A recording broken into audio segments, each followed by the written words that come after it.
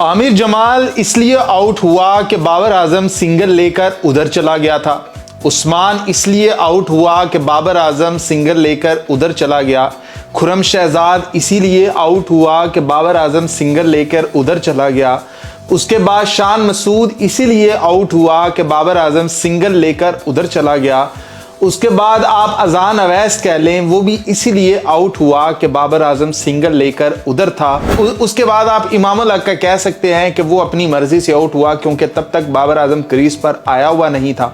फिर उसके बाद आप कह सकते हैं कि जी मोहम्मद रिजवान इसलिए आउट हुआ कि बाबर आजम सिंगल लेकर उधर चला गया। उसके बाद आप ये भी कह सकते हैं कि भी सलमान अली आगा भी इसीलिए आउट हुआ कि बाबर आजम सिंगल लेकर उधर चला गया।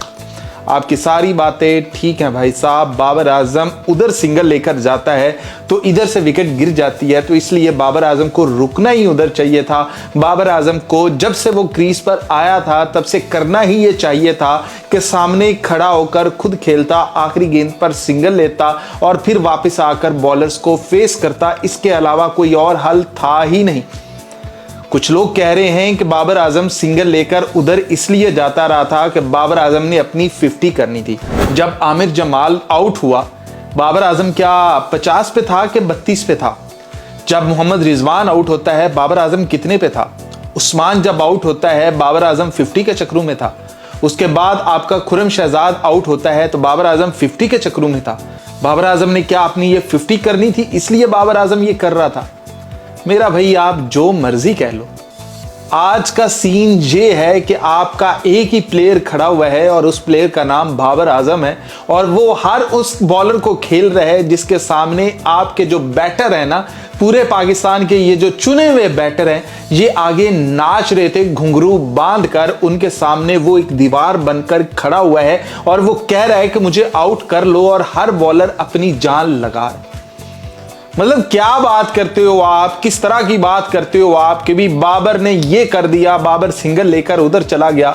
बाबर आजम ने आउट करवाया था शान मसूद को, बात तो वहीं पे खत्म हो गई थी। जैसे ही शान मसूद की विकेट गिरती है, कहानी वहां पर द एंड है। आप कोई फिल्म नहीं देख रहे हो कि यहां से आप मैच जीत जाओगे या कुछ ऐसा हो जाएगा। आप क्या खुर्रम शहजाद से आपने उसके बाद खुर्रम शहजाद ने कोई गेंद नहीं खेलनी थी ना मेरा भाई। आपने 100+ स्कोर बनाने थे, 120 स्कोर बनाने हैं। वहां पर उसने एक भी आखिर गेंद नहीं खेलनी थी। आप पता नहीं फिल्मों वाली बात करते हैं कि जी बाबर इधर आकर अकेला खेलता रहेगा, अकेला मैच खत्म हो जाएगा। भाई अकेले हीरो जीता करते हैं, वो फिल्म के हीरो। यहां पर आपको 7 पार्टनरशिप चाहिए। बाबर आजम की एक ही पार्टनरशिप लगती है जो कि 40+ की है, जो कि इस मैच की या इस इनिंग की सबसे ज्यादा पार्टनरशिप है, वो अब्बास के साथ लगती है। उसके अलावा बाबर आजम के साथ किसी ने इनिंग नहीं लगाई, किसी ने पार्टनरशिप नहीं लगाई।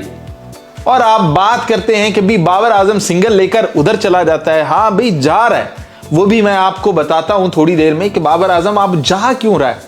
मतलब पहले तो बाबर आजम खेल रहा था, रिस्पॉन्सिबिलिटी के साथ खेल रहा था, चौके भी मार रहा था, सब कुछ हो रहा था। एकदम से बाबर आजम स्लो क्यों हो गया, बाबर आजम खड़ा क्यों हो गया? तो ये सारी मैं आपको पूरा इन डिटेल बताऊंगा, लेकिन अभी की कहानी ये है कि आप बाबर आजम को कसूरवार माने, बाकी पूरी टीम को नहीं।